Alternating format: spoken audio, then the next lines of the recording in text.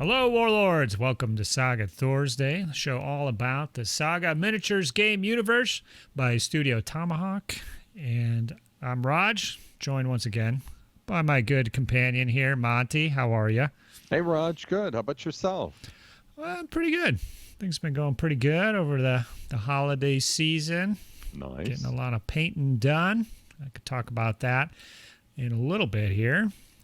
Topics for today, going through the usual stuff, and then we're going to get into some more mercenary talk. So we talked a little bit last time about that, and we're kind of going to do a deeper dive going into some of the Crusader Mercs. We're not going to do all of them, probably half, and then maybe we could come back to it on the flip side with the rest of them. But so I'm looking at Pagan Peoples. Monty, what are you looking at for Age of Crusades here? I was focused on Stott / Baltic Crusaders. They're very similar builds. Mm-hmm. I think the boards are different, but I think there's some nice commonality between what kind of mercs you'd like to use for both of them. Yeah, so I put a crossbow to your head and forced you to choose one. Yes, you did. And we got a game in against each other too. So yep. We'll talk about that. When we're done with that, we'll announce a paint contest, Monty. So nice. I did manage to get this set up thanks to Gripping Beast once again for our sponsor there. But the details will follow. The submission process will be a little different for this go around, so make sure you listen to that little tidbit there. But moving into news and events, any news, Monty?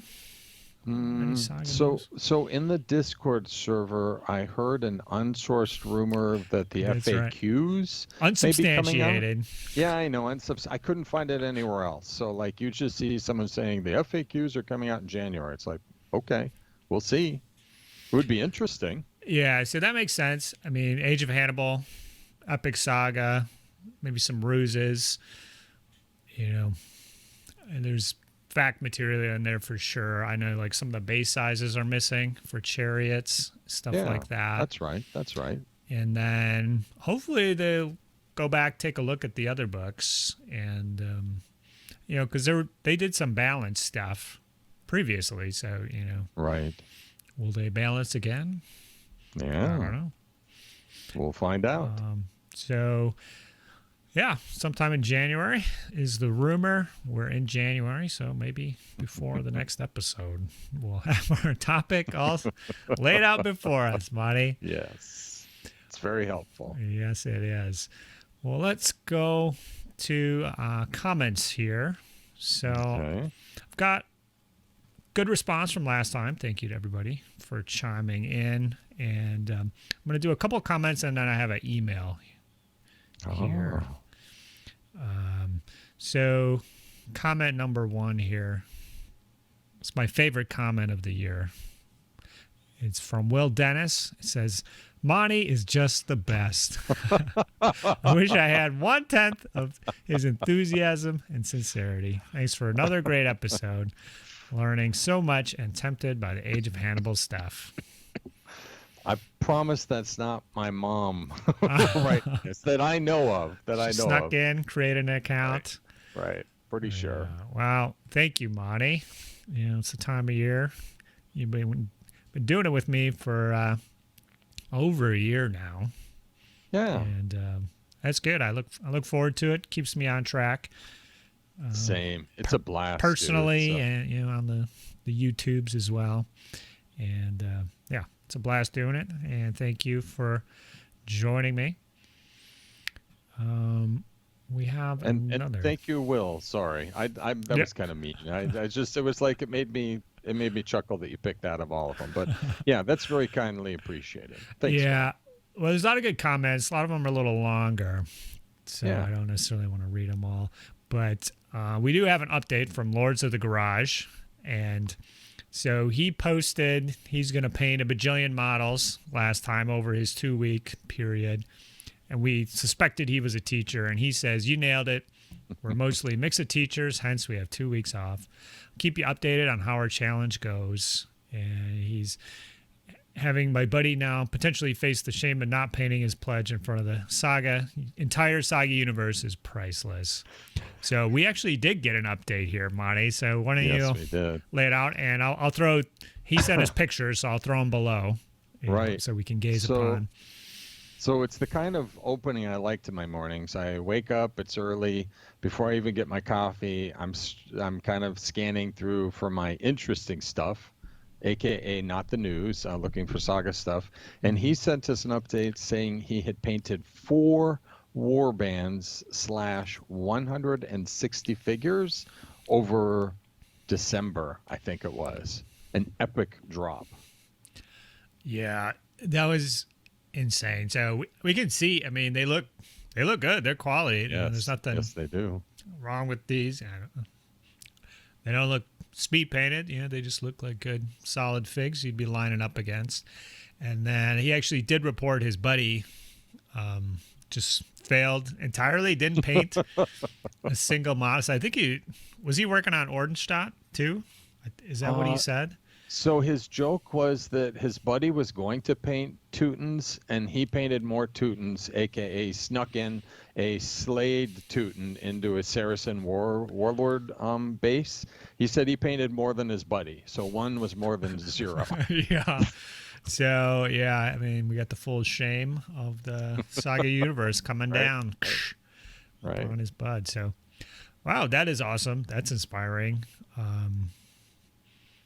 He's giving our Monty here a run for his money. I mean, yes, indeed. I've never seen anybody come close to your output here. So, yeah, four in a month is remarkable. I've never hit that mark. So, tip of the hat to the Lords of the Garage. And maybe in the universe, his buddy who said he was going to paint got 0, and he did 4. So it kind of all balances out. Oh, that is true. That is how it works with buddies usually. Yeah, there's a set amount of hobby mojo, and when one is up, the other is down.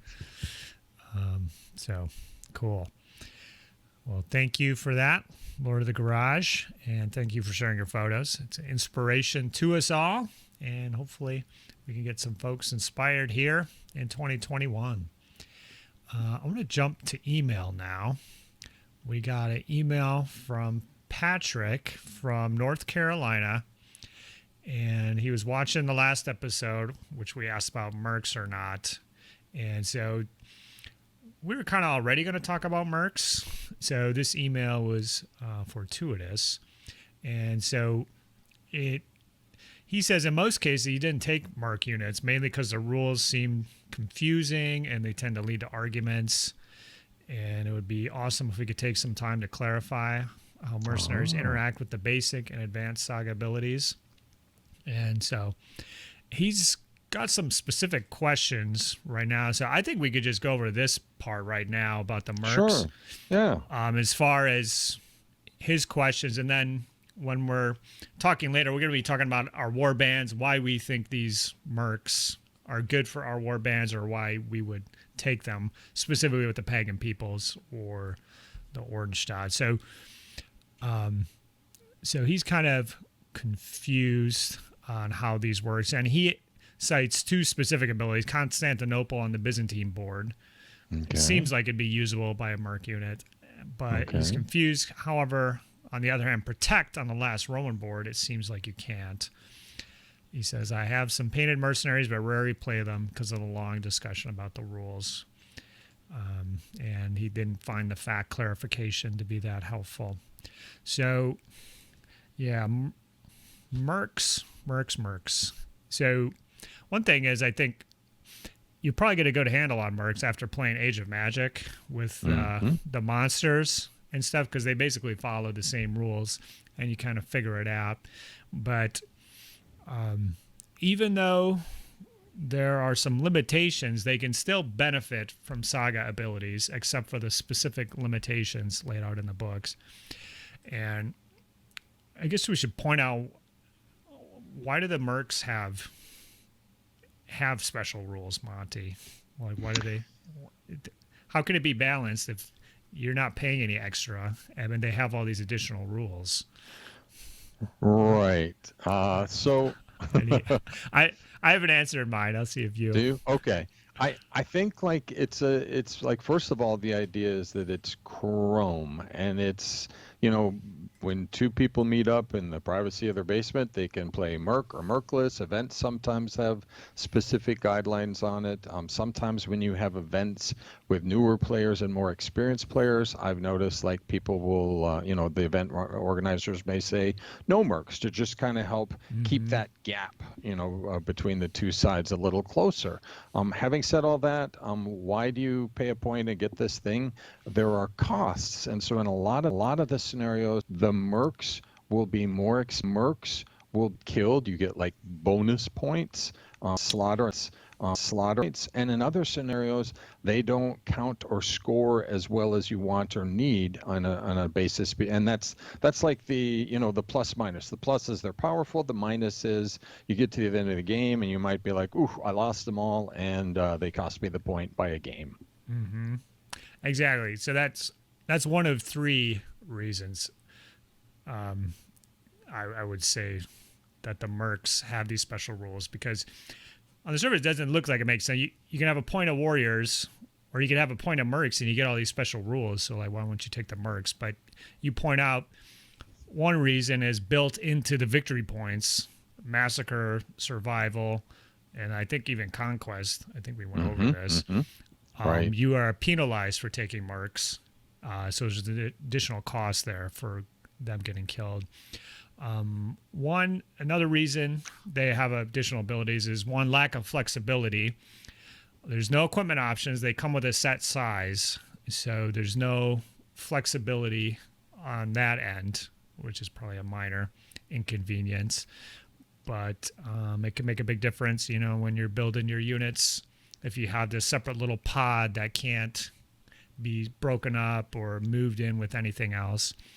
And then the third thing, which is the main thing, which is they cannot be activated by advanced saga abilities, number one. And then they cannot activate advanced saga abilities in melee, or basically shooting, either as the attacker or defender. So, how much fun is Saga without being able to use the advanced Saga abilities? All right. So, they kind of need their own abilities to make them better. And, at any point they should, kind of have their own like built-in Saga ability that they're using, which a lot of them do, just to make them balanced. But, it's kind of tricky balancing that stuff, as we'll see. But that's why they have all these extra rules, is they cannot use melee, shooting reaction, shooting, or be activated by advanced saga abilities. But we'll see there's some things that are left over here. And to reference those specific abilities, so Constantinople, I'm going to bring it up here, and this will be a good example. So this is an orders or orders reaction ability on the Byzantine board. So already it's looking pretty good. Almost most of the orders reactions ability do affect mercenaries, I would say, typically, because a lot of the times these are army-wide benefits. But if we look until the end of the turn, your units get 2 bonus attack dice and 2 bonus defense dice during each melee. So Monty, do mercenaries, would they benefit from that? Yes, because it's orders ability and it applies to everyone. Yeah, exactly. It's not one of the specifically prohibited circumstances, which is a melee shooting reaction, or they're not being activated. So that one would work. The other one he references protect, which is on the last Romans board. Now, this is an activation reaction, so just that wording might get you confused, but you have to read it. So this one is trigger this ability after an enemy charge activation, but before it is resolved. Choose the target of the charge. This target must be reachable by at least one enemy figure when it is chosen. So You don't have it in front of you, I don't think, but Right. No. do you think you could use that to make the Yes. enemy charge a mercenary unit? I think so, because you're not doing one of those two things which you just mentioned. You're not doing an advanced melee ability, and you are not activating the unit itself. You're messing with your opponent's unit. Mm-hmm. Absolutely. So that one definitely works with mercenaries as well. There's another one that redirects the shooting. That one would work. And really, those abilities are only useful if you are redirecting them onto your Flemish mercenary. Exactly. That's like the only time you would use those abilities. Right. Generally, get the best bang for your buck. So those are two abilities that would work with mercenaries. And I don't know if we want to look at our board. I guess we can save it as far as how the Ordenstadt and the Pagan Peoples boards, if they have some specific abilities. Sure. So we'll save that for when we're talking about Mercs a little later to keep it fresh. But hopefully that makes sense. I mean, if you're thinking about Mercs, first thing you should do is kind of go through your board one by one and just look and see if there's any abilities that would work on your mercenaries. And you kind of got to just read them out, because that one was an activation ability, which a lot of them are, but it does work with them. So anyways, and then if you have any questions, I mean, you can post the comments section of our videos. People will chime in. We'll chime in if you have a specific ability. But I think the Mercs, definitely with the last Romans boards, works really well. So I hope you get to take them some more. But thanks for the comment, Patrick. And we're going to talk a little about Mercs a little later. But for now, we should get in some hobby chat here, Monty. Yes. Why don't you go up? You've been a busy boy. Yeah. So, when you have the hobby wind in your sails, you better enjoy it, because you might hit the windless section somewhere down the line. So December was a good month. I put the digital gaming aside and worked really on two projects, but my picture is really one project at this point. I finished my Matata Wheel warband. And what I specifically painted in December was 16 more footsore foot Hearthguard figures, and I finished a camel-mounted warlord. I did do some Crusader-era objectives just for some nice chrome, some color for when I get out to play again.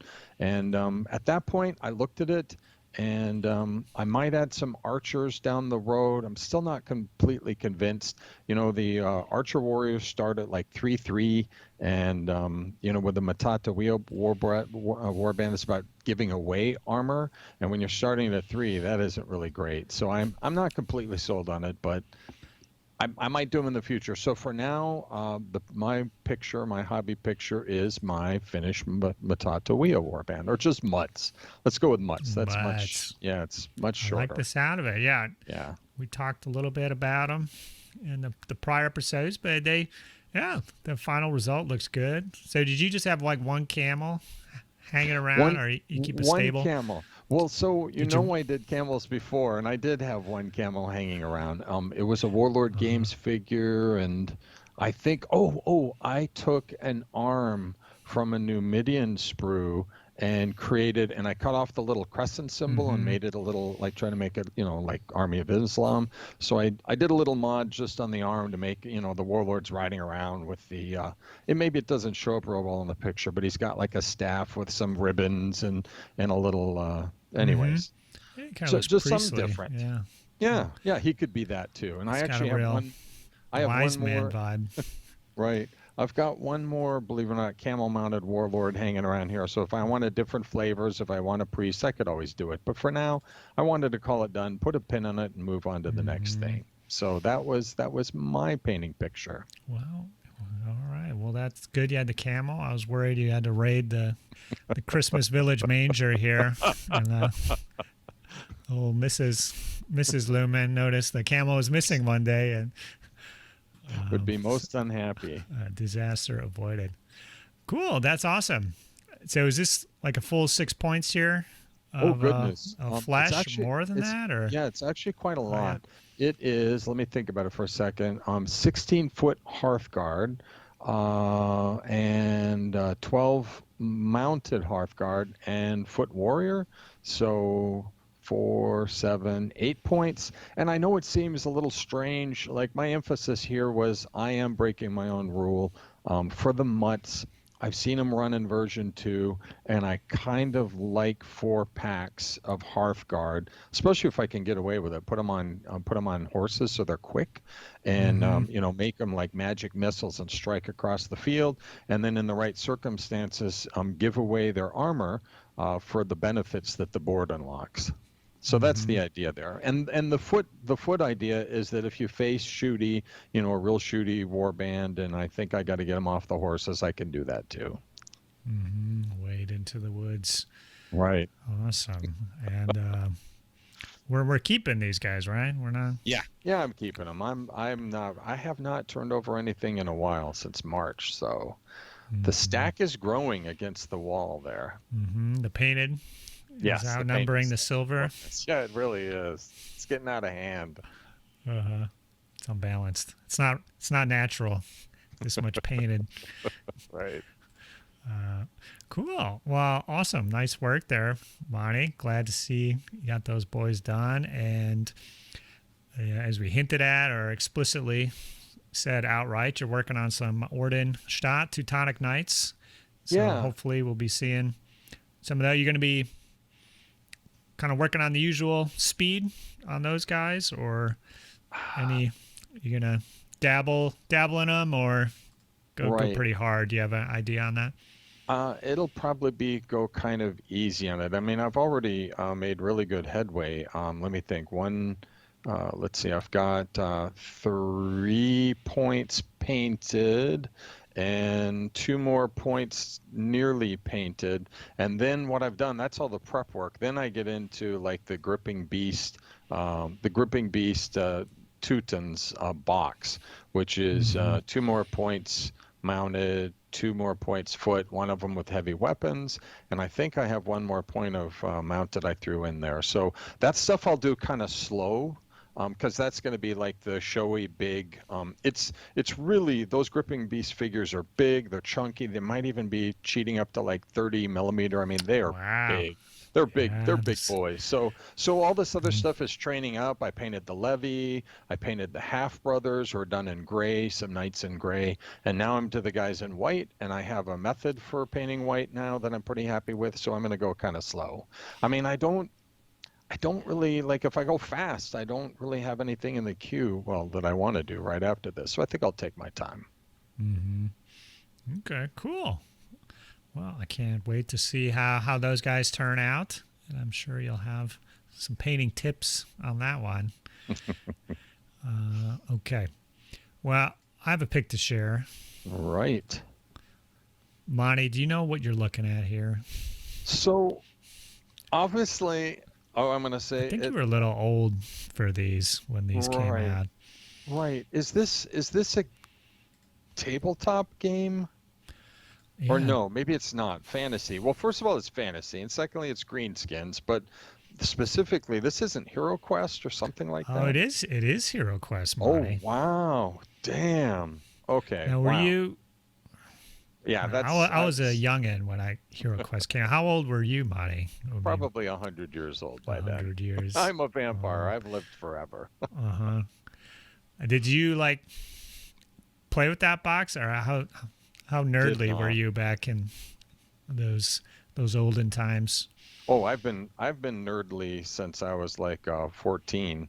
But I did not do Hero Quest. Somehow that didn't cross my wheelhouse. But you know what? I now remember, as I look at these, our mutual friend Lucas has acquired a box of Hero Quest and painted up some Hero Quest figures. That might be where I'm remembering these from. I know I've seen them. They're beautiful. Not quite like this, though. This is really nice, Rodge. Cool. Thank you. Yeah, so after I talked last time, kind of the plan was to bounce around to different little projects. So this is one thing that I did. So I did this Hero Quest bunch right here. I did a God tier champion with his little followers, and then another champion model, so like another 6 models, and then I moved on to Infinity. So this is about maybe like 7 to 9 days, I would say, for each of the, because it took me about a month. I get, since last time, so I get maybe like 10, 11 days, and there was a lot of PTO vacation days in there, so maybe the pace was a little faster than usual, but nice. The Infinity stuff, I'm just basing the last gal kind of right now. So I'll be going back kind of in the rotation is back to the Saga Heathens, the Vikings. So I'll have some Heathens to share for last time. But so this is kind of, Saga Age of Magic related. The dream of every child of Hero Quest was to field an army of them, Monty. And I don't know if I'll be doing an army here, but it certainly, I was like, well, I'll paint up the box. And then if you do the expansions and everything, I mean, it's pretty darn close to like, maybe I would say 5 points of Age of Magic, the Horde probably. Yeah. Orcs, goblins, some warrior, got your Hearthguard warriors, levy. There's some, gargoyle. You can have a flying creatures running around. So it's not impossible. I would definitely have to stretch to turn it into a full Age of Magic army, but it would be pretty darn cool to see on the tabletop, like a horde of Hero Quest orcs and goblins coming at you. So I don't know. I haven't ruled it out, but Hasbro is like crowdfunded. They're coming back with Hero Quest. I don't know if you saw, but that kind of what got me delving and digging into all this and pulling the box out. And so I'm like, well, I can do that. But for some reason they couldn't work out. So these obviously, Games Workshop worked with Hasbro back then to give it, these are basically Warhammer models in style. So Hasbro must have not been able to work it out with them because all their models like don't look anything like GW figures. So I'm like, well, part of it is like nostalgia. So, I'll just paint these guys, for old time's sake.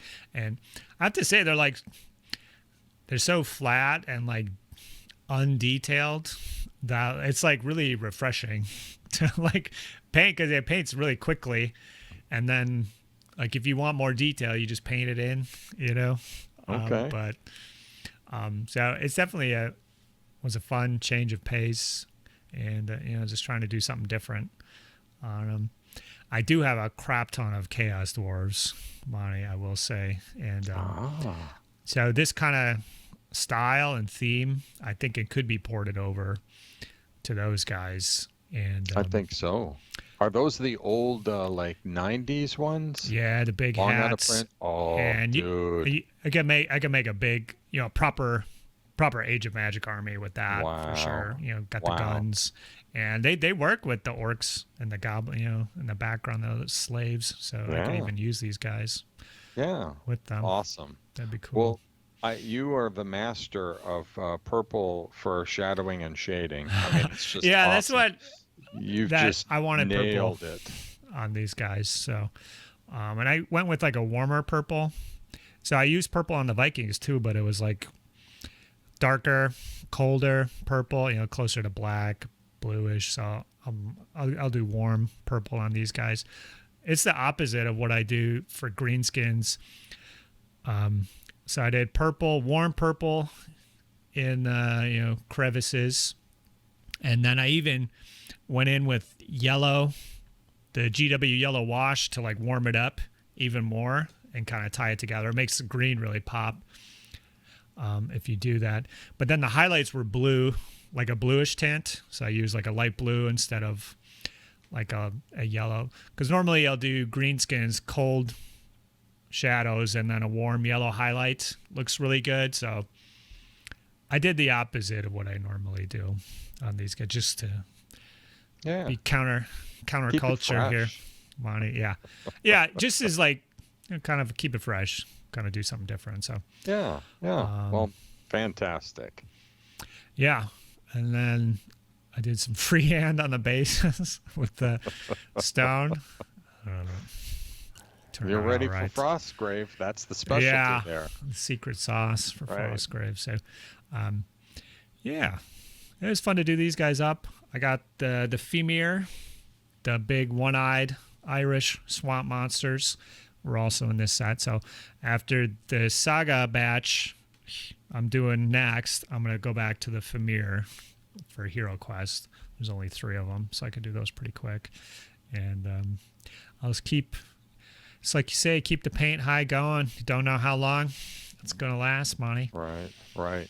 I mean, tempted by things like what is it? It's Creed Valhalla. Who doesn't want to be a Viking and drive your longship onto shores and raid? Yeah. It's distracting. Do you have like a good system that plays like the Xbox? Or PS4 plays it. Yeah, this isn't Cyberpunk, so my copy works. Yeah, we're not good. Interesting. So you have a PS4? I do. Oh, cool. I do. Is it the kids or you? It actually is the kids, but in this time, guess who has bellied up to the bar? I dabble a little bit. Interesting. Cool. Yeah, just for a change of pace. I mean, normally it's verboten because it's a time killer. You get in there and I do all that and then I don't get my painting done. But now, I've got lots of time. Yeah, so time for both. That's it. I'm serving 2 masters. Oh, it's a dangerous game. It's so dangerous. I know it. We'll always win. But, well, I mean, you got the mutts done. Looks like the tooties are well underway. So Yep. Yeah, do as you please. Well, I got a game in, Monty. You got a game in as well. Yes, because we played each other on Tabletop Simulator. And thanks for I think you prodded me, or did I prod you about it? Oh my God. I feel you had to encourage me a little bit, but I gave in. I think we've had a little trouble matching up, but we found an open spot, and it was great to get a game in. And I got to tell you, before you launch into the story, this being about the 4th or 5th time with Tabletop Simulator, really feeling comfortable. I now have reached a level of proficiency. Like, you let me host, you let me set up the table, and I'm ready to hey, if anyone else wants a game, I can walk them through it and kind of bring them up to speed, because it is a little wonky the first 2-3 times you get into that system. Yeah, that's true. We were really on it. We didn't have any problems, and then I was like, you were like, all right, remember we gotta lock the terrain, and then I was like, all right, remember, save the game. We're done with the plan. Save it, and so we're on top of it, and went quick. Yes. We played. I did the Pagan Peoples. Yep. I was kind of excited about those guys. And then for your new project here, I don't know if you really wanted to play the Crusaders board, but I forced you to play the Teutonic board so we could talk about it. Yes. You don't hear a lot about the Teuton, so there's got to be some reason, some issue with the board, and I thought it'd be interesting. But a master like Monty should be able to overcome any weakness. And then in anticipation of our mercenary talk, I said you have to take a merc unit as well, because I was going to take one, and you ended up. So what was your army composition that you ended up taking up for the Teutonics here? Right. I stayed pretty close to what I'm painting and what I intend to field when I get back to, in-person gaming. Both the Baltic and the Ordenstadt, the thought is a couple points of levy and 4 points of Hearthguard, and then based on your situation, you might sneak in 1 of heavy weapon, you might go mounted, you might go foot. You get those choices when you walk up to the tabletop. So I went with that basically, and I chucked 1 of those 2 levy points and brought in a scout. Yeah, the unit of scouts, which will be pivotal in our game here. So Yes. I did the pagan peoples. So I had 2 points of levy broken to 4x6 with javelins. I don't know if they could get anything besides javelins. I did 4x6 warriors. So that's 3 points of warriors. And they were just with regular, equipment. They can come with bows.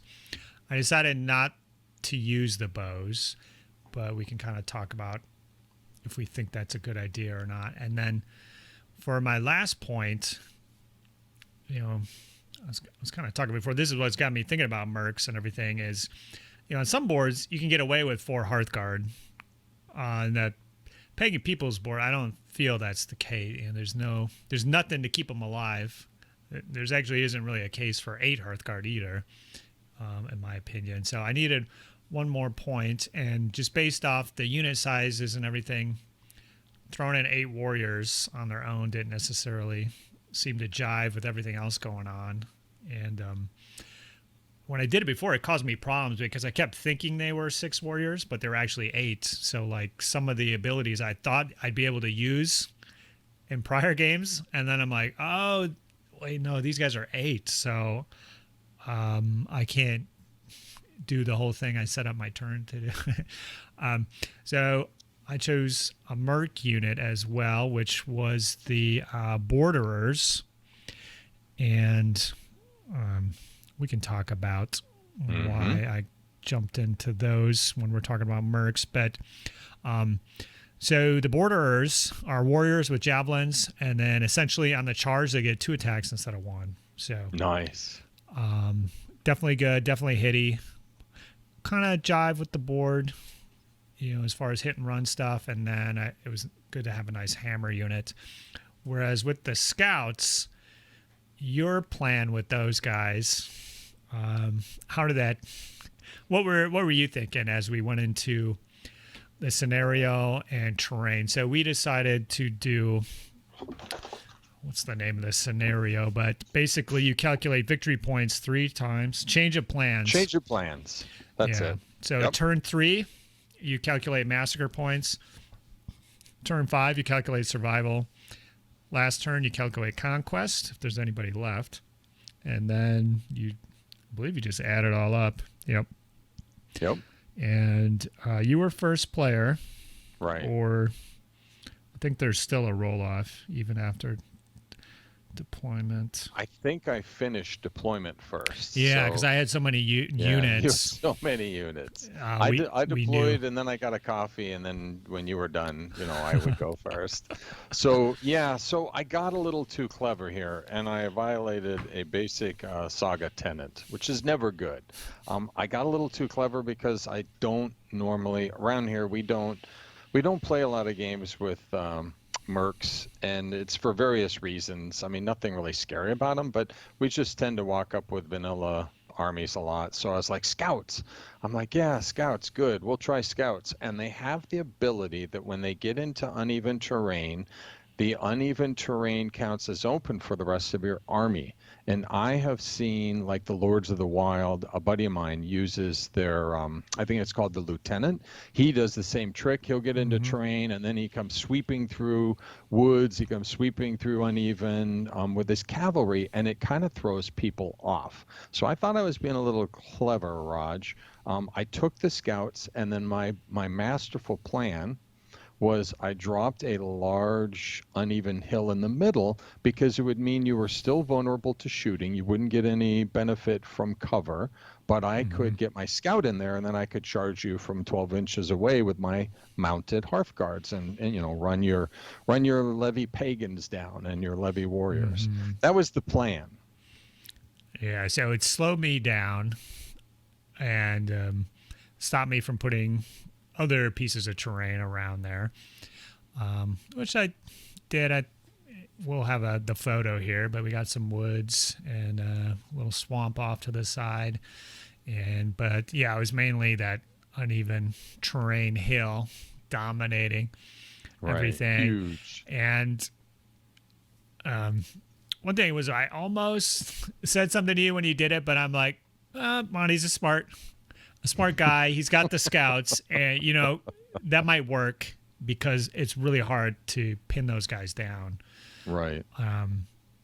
Because they get a free movement activation after if somebody finishes a movement within medium, I believe. Correct. And since only your warlord was mounted, and I was going to get the scouts into the uneven, my thought was you couldn't run them down. I could always just, in your move, you'd have to shoot them off the table. That was my thought process. Yeah. Was that you couldn't catch them. Even then, I don't think I could be able to, because I just have javelins. So right. You could just scooch back out of javelin range. I come in for the right. move, That's and then true. you move off. That's true. So it's just to get them. There's a couple of things you would need to do. Either have the cavalry, the 12-inch charge to come out. You can shoot at them, over 12 inches. Right. Shooting at levy might be a win for you if they're doing right. that. Right. The other thing that I thought of would be you start out with a unit that's more than medium away. You charge a unit next to them. Oh. Presumably you win. Yeah. But even if you bounce off, it's possible. Correct. We've talked about where you put your models and the angle of retreat, where you could charge in. Obviously it depends on a lot of circumstances, but you had the crossbow levy next to them, so I could probably charge the levy. Yes. I won't take a lot of damage, bounce off, or your levy bounce, and then I could follow up with a charge into those guys. Because you didn't end a move. Yeah, within it's the thing is the ammo. movement. Yes, so, it doesn't say, and that's right. Good pick. Oh, I like that. Good observation, Rodge. But you're going to be fatigued. You're going to go in with 2. So there's not a lot of ideal ways to get at those dirty little scouts. Now there is one way that is quite ideal. One other. So that's the Mate ability. Yes. And every time I use it, I have to reread it 3 times because the way it works out doesn't feel like the way that it should, and you kind of feel bad for them. But basically, I had a couple warrior units camped out in my woods, and I could use Mate for 2 dice, move them. They just have to be more than very short away from an enemy. So and that's not a movement activation. So on your first turn, you kind of claim the high ground with the crossbow levy, the scouts. I teleport some warriors in. I think it takes most of my board to do it. It's a 2 activation to wipe them out, because even just 1 scout could be even more annoying than a whole unit of scouts. Exactly. Depending how that all works out. So wiped out your scouts, and so that puts you on the back burner there, Monty. Oh yeah. It wasn't just that my whole plan came undone at the top of turn 1. It was that the scouts were dead. My build was all mounted Hearthguard and 4-packs, trying to leverage my speed against your slowness. And when the scouts retreated after the first melee, they retreated right into the heart of my army. And when you popped them, I picked up at least 3 and maybe 4 fatigue. It was a classic. It's burned to the ground, and I'm just getting my Saga dice for turn 2. Yeah, didn't turn out good for you. No. I also got some javelins into your crossbow levy. I think I took them down to 7. Yep. But with the fatigue bomb, something else, I don't remember what going on. But I think they started your turn exhausted. Yeah, I believe it was disastrous as well. But so I piled everybody that could onto the big hill there, relative safely. Safety. I put down, just for the record, I put that down. But one thing I did was expose my warlord, who's just kind of hanging out back there. So we both kind of noticed it when my turn was done. But, if I don't have, in the age of Crusades, you have to be very careful about what you do. So if I don't have any hearth guards to soak up or lifeguard, which will be another merc choice, I just need to keep some bodies in the way to kind of stop the kill. So you decided to go for him, Monty? Yeah, I mean, my choices were bad and worse. And I figured if I was going to go down, we were at least going to kill the warlord who created this disaster for us. So it did require almost all the dice on my board for multiple activations and then multiple melee abilities to kind of really make sure that I killed him. But it just meant like I didn't do hardly anything else. My warlord launched a charge on the warriors that beat me up and destroyed my scouts. Didn't really go that well for me. I didn't even take your saga die. Yeah, but we did get 2. the warlord. Yeah. Mm-hmm. Yeah. Yeah, so you got my warlord. I think I killed 3 of the Hearthguard. Yes. And then eventually by my end of turn 3, I think I took 3 charges from the warriors back there to finally get that last guy before the massacre points got counted. And then I think you still had 1 levy left, but then you were starting to kind of peel back. And at that point, we added up the massacre points, and I was really confused when we were, because I got 14 off you, and then I know you took my warlord, but then I was like, I kept looking for like my pile of dead guys, and I'm like, well, there's a couple here. I must have like moved. And I was like looking at your pile. I'm like, are my guys in there? And then you're like, no, I killed 3 levy and 2 warriors. Right. Because I was player 1. I did nothing but move turn 1. Turn 2, I took out your warlord. Turn 3 was not a good turn. You were mostly back in cover, and I was trying to clean fatigue. So moving around, cleaning fatigue, didn't really get any results. Yeah, so that was a rough start on you, because even I had to exhaust the unit of warriors to wipe out the scouts, which I was happy to do and happy to trade those points to you.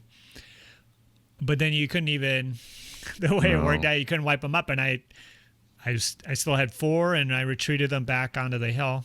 And so I maintained those points. Oh, yeah. And then, that Hearthguard was flubbing his attacks against the warriors trying to kill him. So I still had 5 of those guys after 3 combats.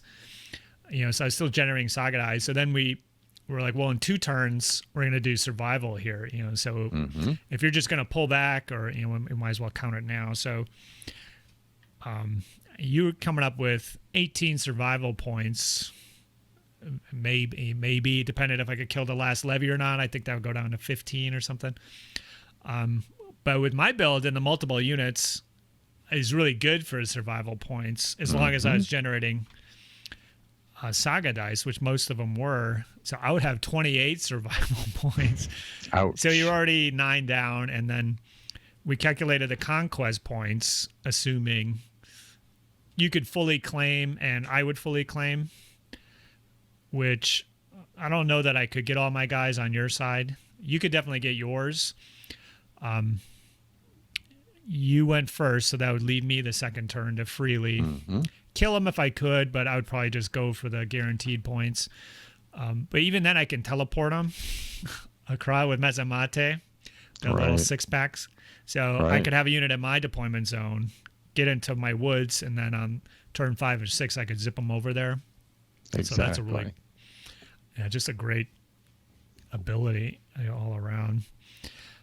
So we just kind of called it. I'm like, well, if you retreat, this is what happens. If you want to wade into the hill and start killing levies and Hearthguard, and because when you take them down under the saga dice, it changes the calculation. And if you take down 5 of my units and they're not generating saga dice, that could have a big impact on those survival point conquest scores. But in the meantime, you're taking fatigues, and I'm fighting back, and so we just called it there, right? Right. It got out of hand fast, and if I had foot Hearthguard, it would have been okay to wade into that uneven. Yeah, even just like 1.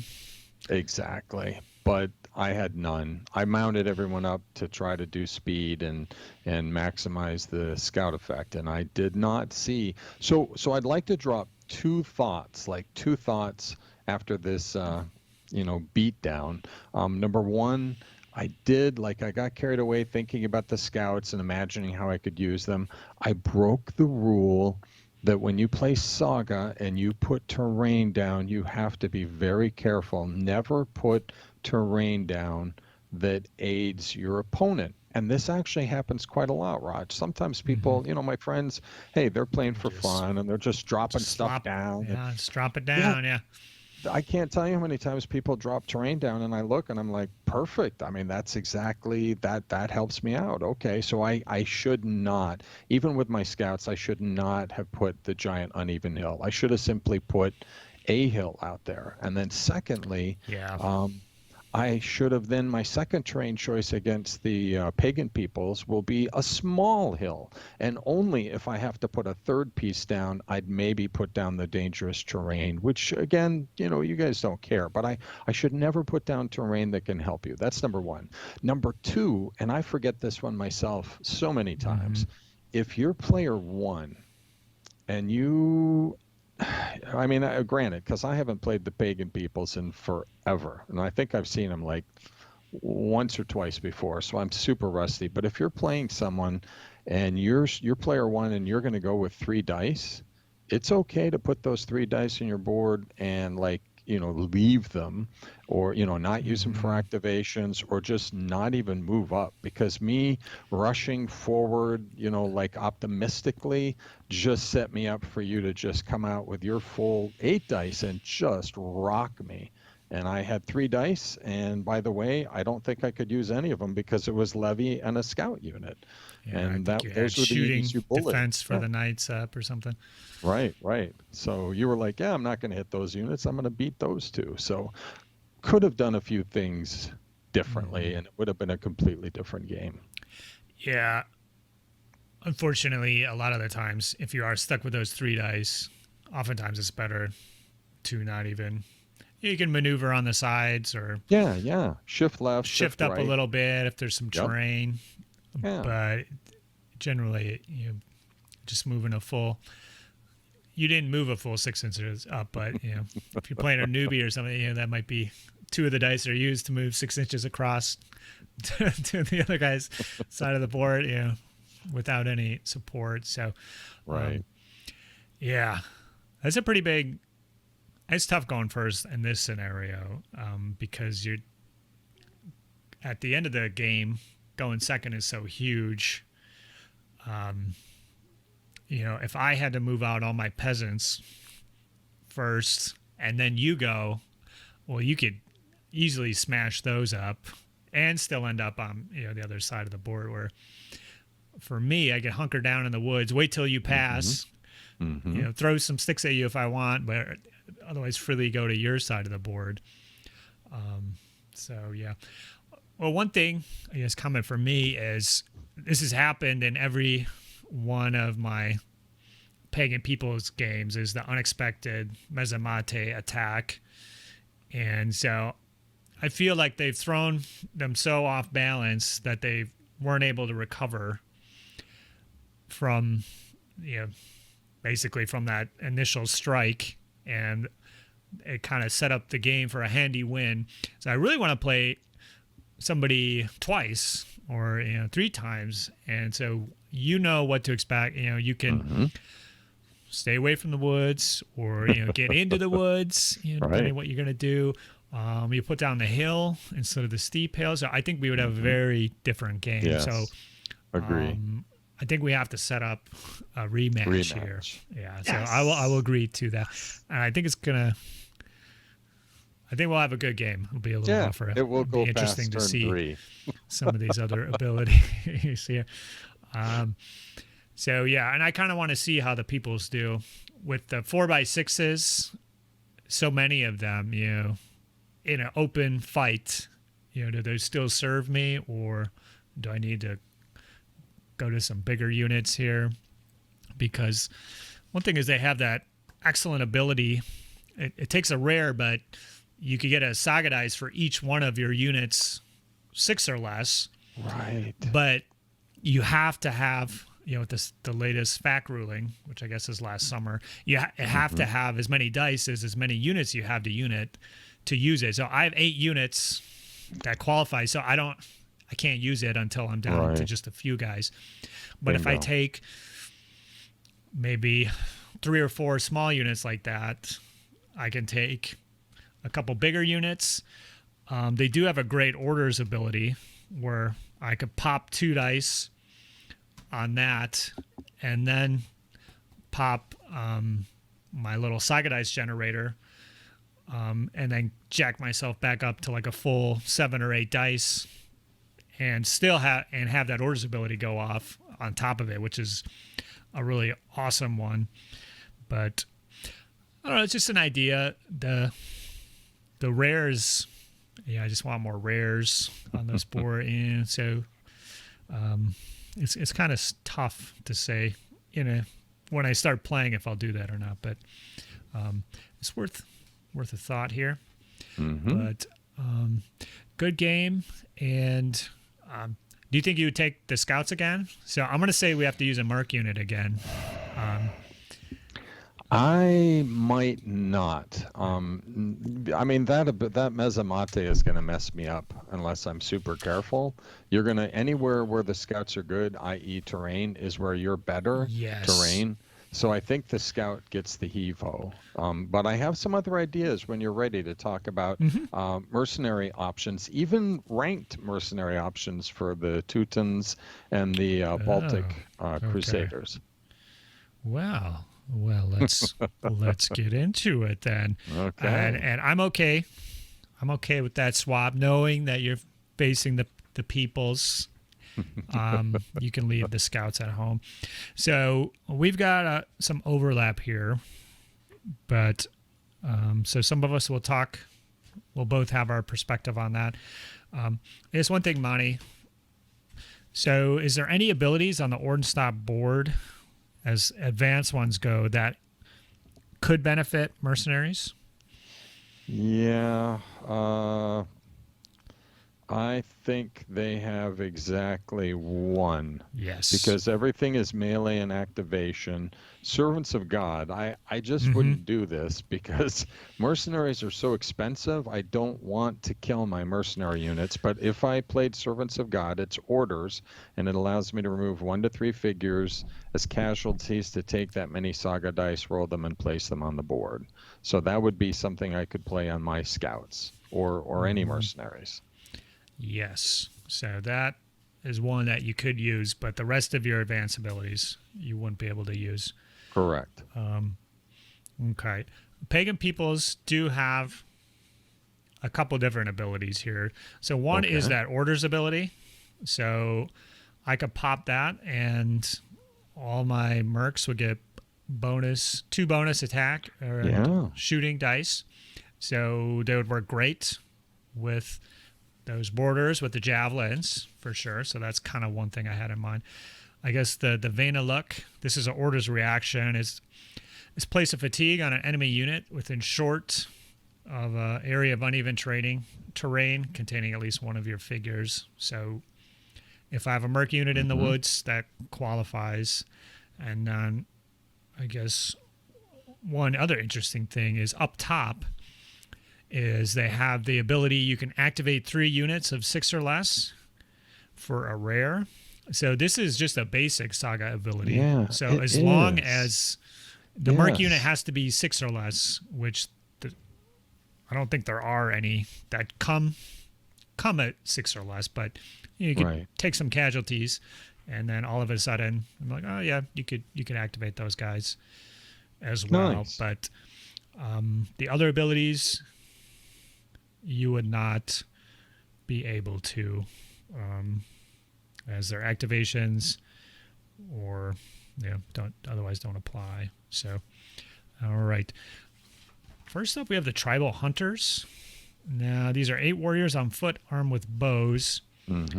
They have an extra pip of armor against shooting, so 4.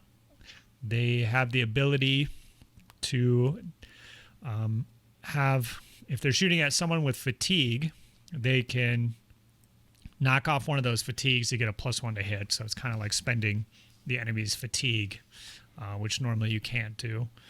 And then, so that was decent, I guess, depending on what you're going on. I think the best part of these guys is traps. If you charge them, they get a free shooting attack against the charger, and gets souped up with, for every 2 models coming at them, they get an extra bonus attack die.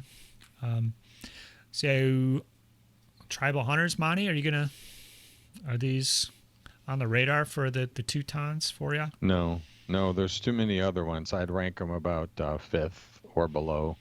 Mm-hmm. It's okay, but there are some really good other choices. Mm-hmm. Kind of push them to the back. Yeah, I mean, so you got crossbow levy. Correct, So, which is enormously efficient. Those are great. mm-hmm. If you get to shoot them, by the way. Yes.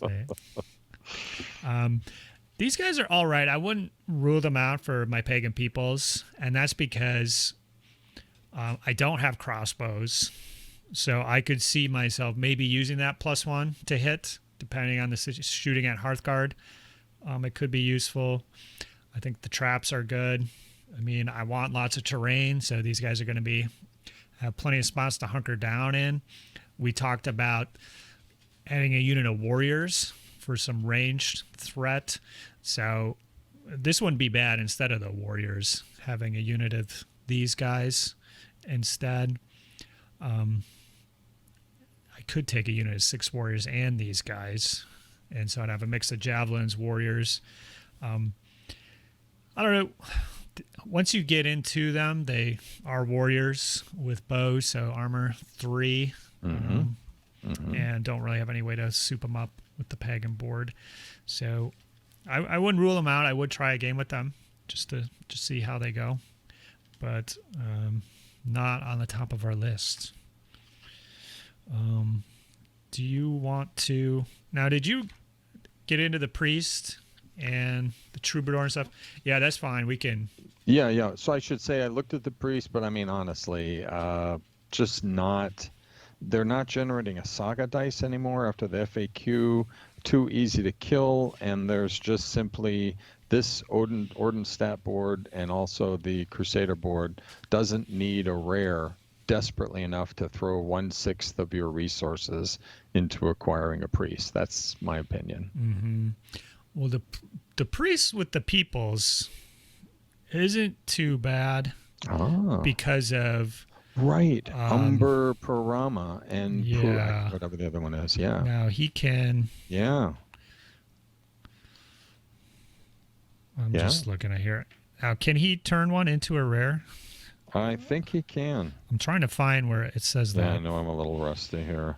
I can take a fatigue marker to alter the face of a saga dice to turn it into a rare. So you want more rares on this board, and you would never turn down a rare. And like I said, I have like a point that just doesn't fit in with the rest. So I would actually give the priest this shot as well, because he can just hunker down in the woods. You got plenty of woods. He can zip around. He's got a couple other things, but I would say based off how many rares you want and the kind of shenanigans you can get up to with rares, it might be worth it for the pagan people. So I wouldn't rule them out for the peeps, but I think most warbands, I don't really see him fitting in or driving that much value. Let's talk about the borderers. So I don't think you can get those guys, can you? I can't, but he's a good pick for you.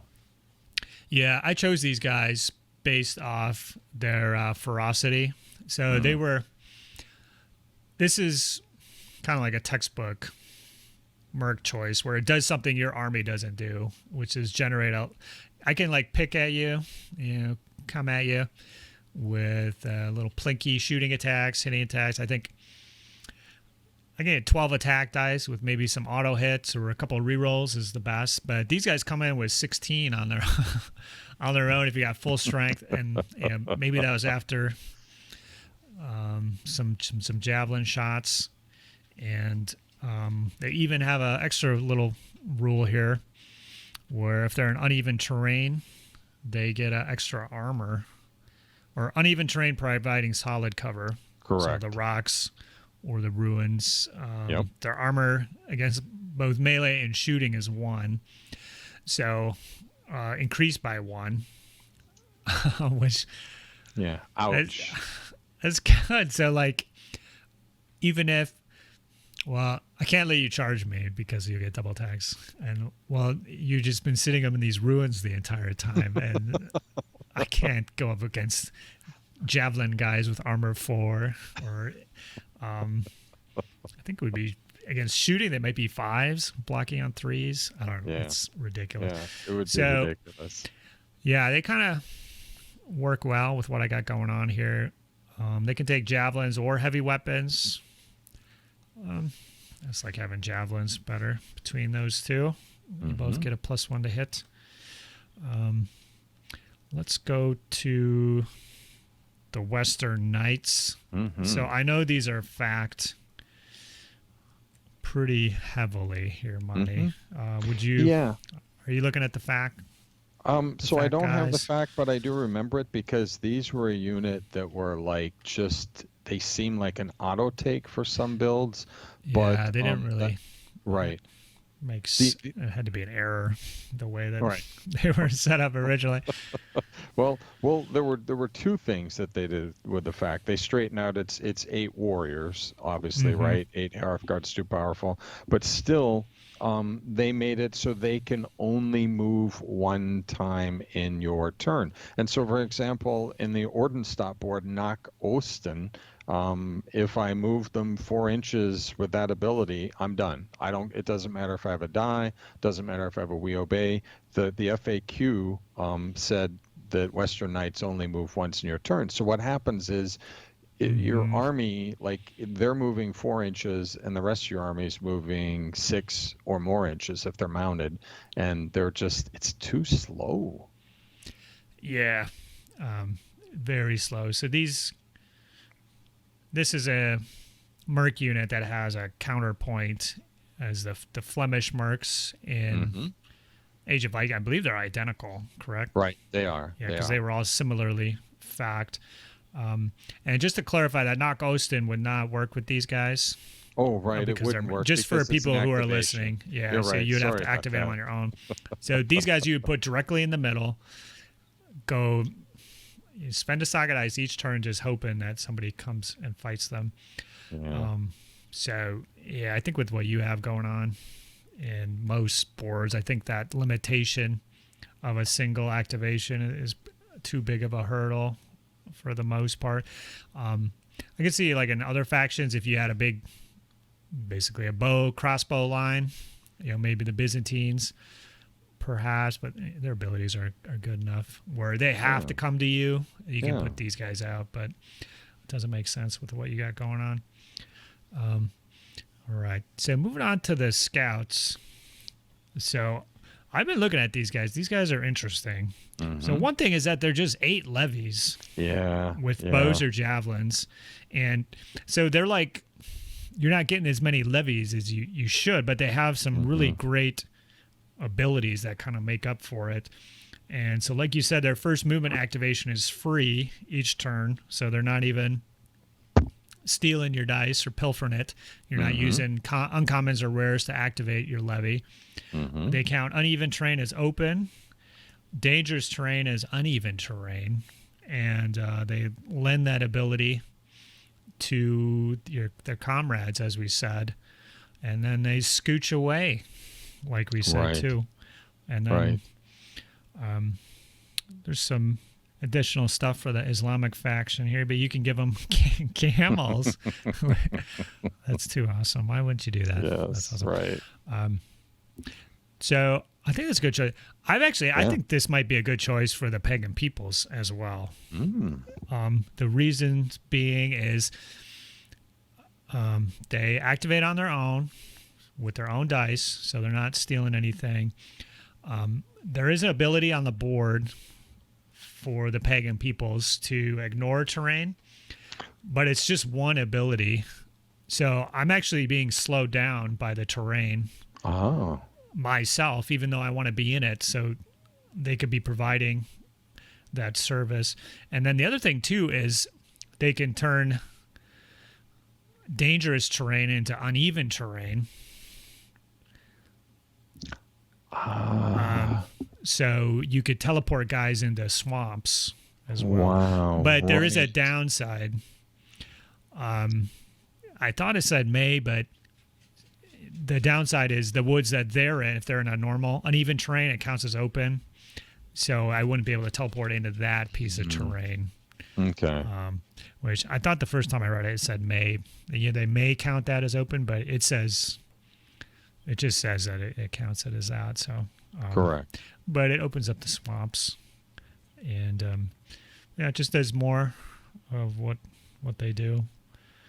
And they're armed with bows, which I don't believe that pagan people's levies get bows. So that kind of mixes things up a bit as well. Yeah, interesting. I wouldn't rule them out. Monty, the Turcopoles, I can't take these guys. Yes, Turcopoles. That's it. Full stop for the Ordenstadt and the Crusaders. This is your quite top a few actually. Right. It's pretty damn amazing. I think I'm going to be painting these, even if we don't use Mercs very often. Plus, the figures look awesome. They're up in the book on page 73. That's the Gripping Beast Turcopole figures. Can I go ahead and read it out just real quickly? Yeah, definitely. Yeah. So it's 8 figures. They're warriors mounted on horse. Once during their activation phase, they may be activated to make a shooting attack with a range of L for free.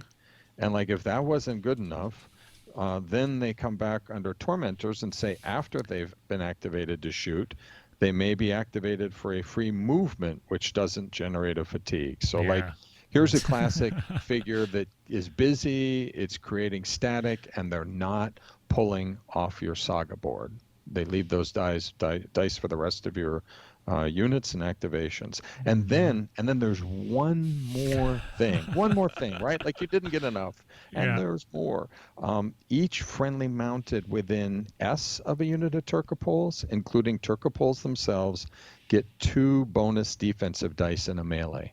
Like, wow. That's nice. Yeah, little bit of great. Including themselves clarifies right in there. These guys are awesome.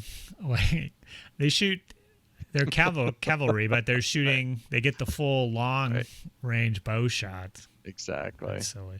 I wouldn't be surprised, Monty, if these guys get some fact treatment here in January. So here's my counterpoint.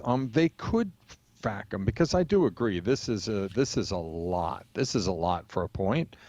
But the Merc units have all gotten, like the Age of Viking and the Age of Crusades have already got like each a cut, and they've kind of waded in and taken the ones that were let's say the most out of hand down. So I think it might be a coin flip. They might just think, they're fine enough. But I do agree, it's a heck of a unit. It's kind of if you're going to get a Merc unit, I think that's your eyes should rest on these first. Yeah, I think they could fit into a lot, and I think they fit in with Ordenstadt as well. I guess one thing I could see in the FAQ is take that shooting attack to medium instead of long. I mean, it doesn't. There's like nothing else in the game that does, that does especially that. for free. But I agree. Anyways, all right, I've got the sailors. Can you take the sailors, Monty? I don't think I can. I cannot. So the sea pirates, 8 warriors. They have an awesome ability. During melee, they can choose to reduce their armor by 1 to gain 4 attack dice. So it's like a built-in.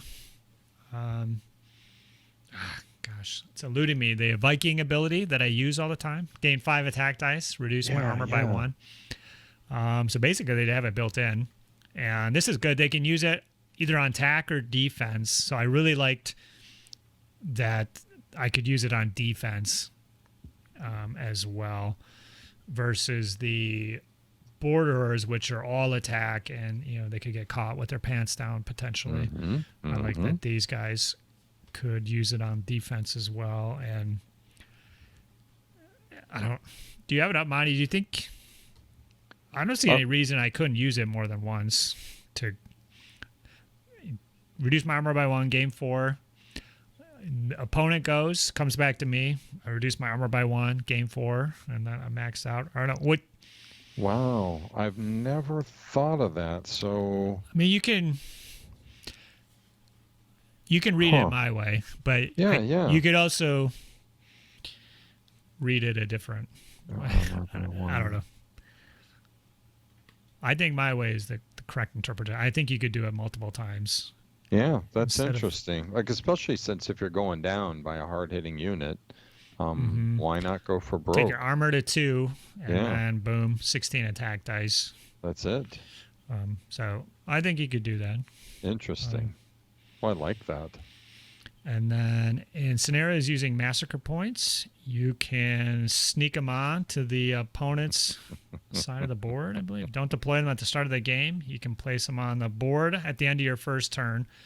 So you don't generate a saga die with them, but if you're only generating 3, that's not so bad. Maybe. They must be within very short of a board edge of your choice, so not the opponent's table edge, and more than medium away from any enemy units. So you could actually put them quite deep. So it's a very cool ability. I guess with the pagan peoples specifically, with the Mezzamate ability, is very similar. So it's not as unique as it could be in a different faction, that ability. But on the flip side, you could have these guys. I mean, they go down at the end of the turn, so it's not going to be a total surprise. But you could have these guys, Mezzamate, and really send 2 or 3 units halfway across the board, at the start of the game, and they could be quite nasty. Mess people up. Did you look at the Troubadour at all, Monty? I did.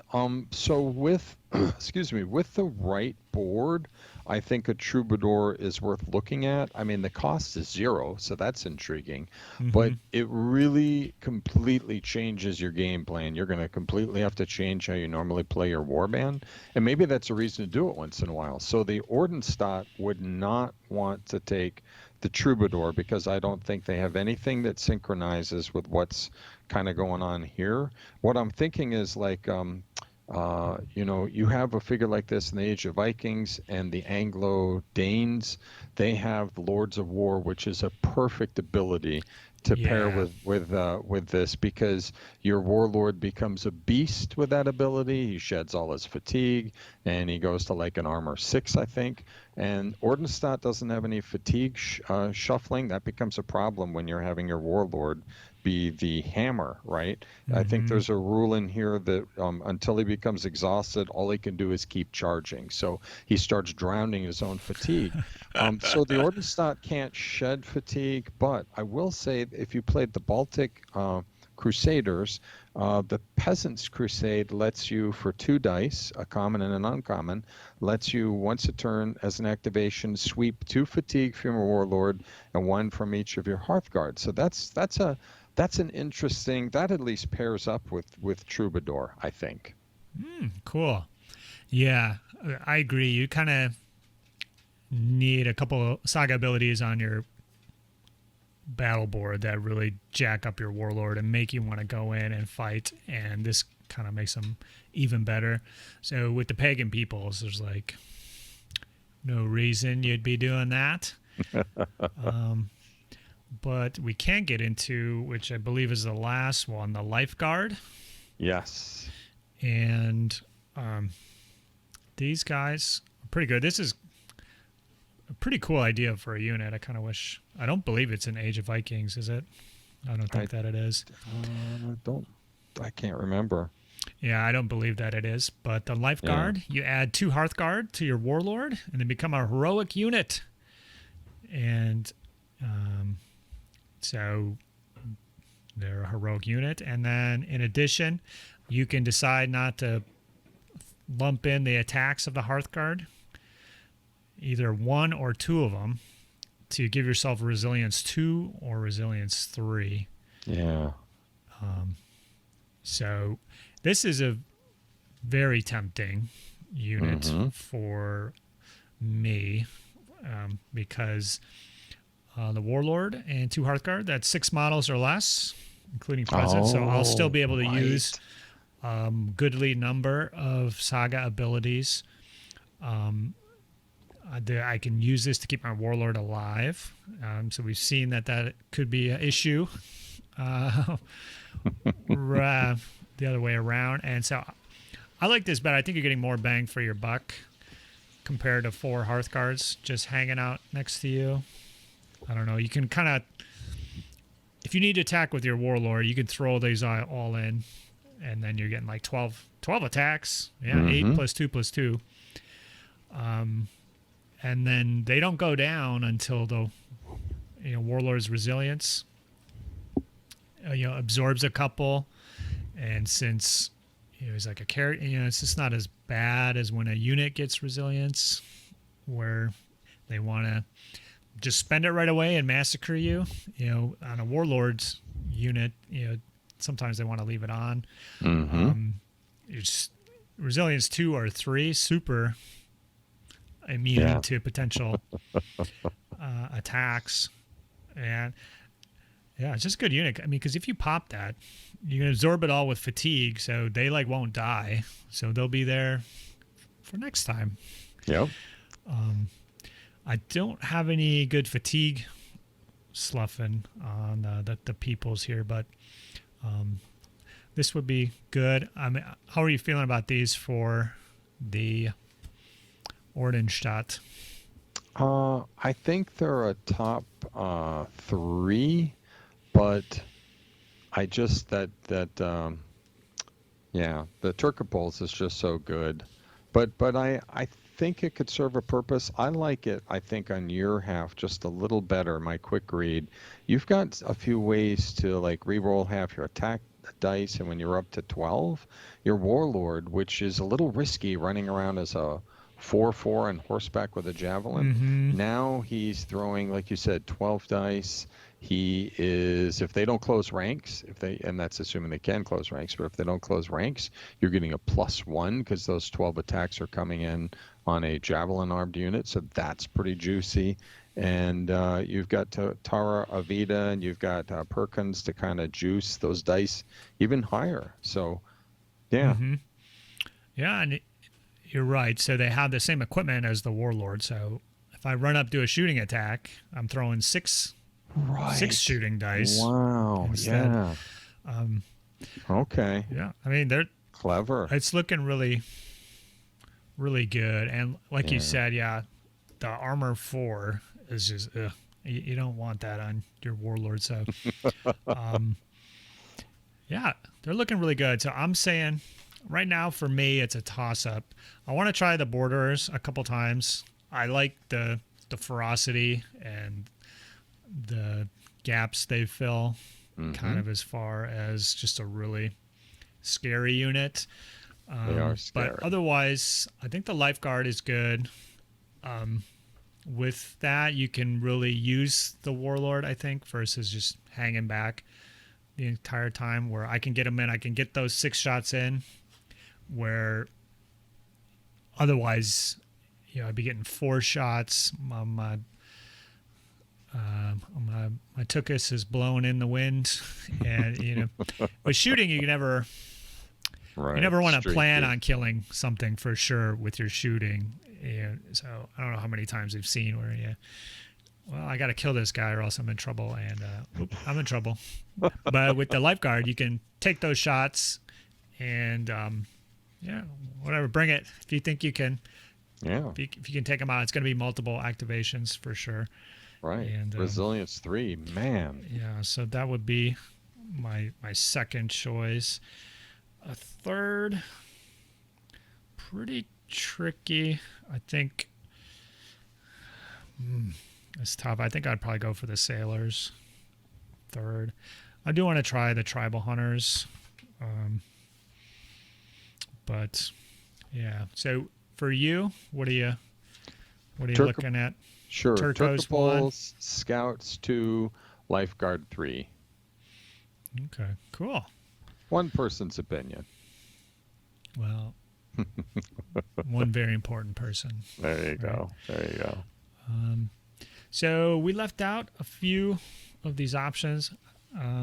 Maybe in the next episode or two, even if you have another topic, we can maybe just go over the remaining options. And so we can clear out the Age of Crusades Merc options. Nice.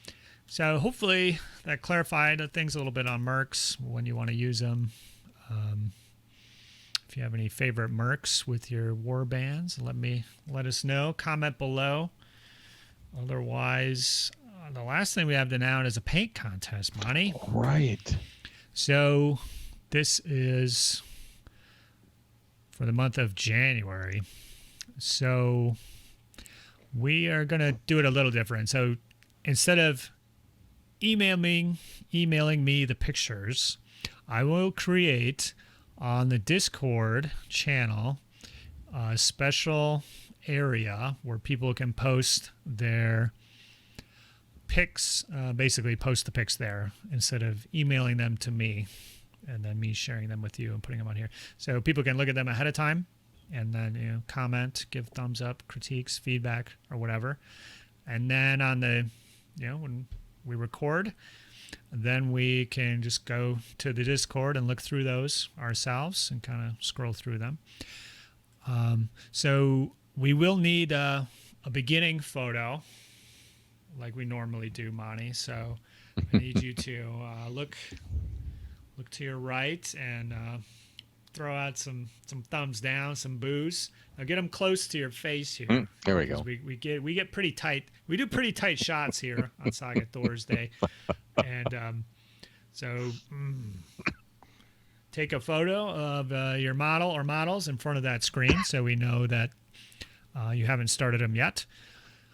When you are done, post them on the Saga Discord server.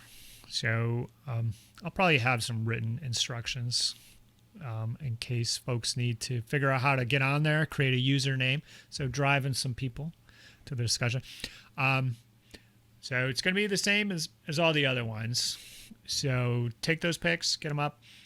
We will choose our favorite.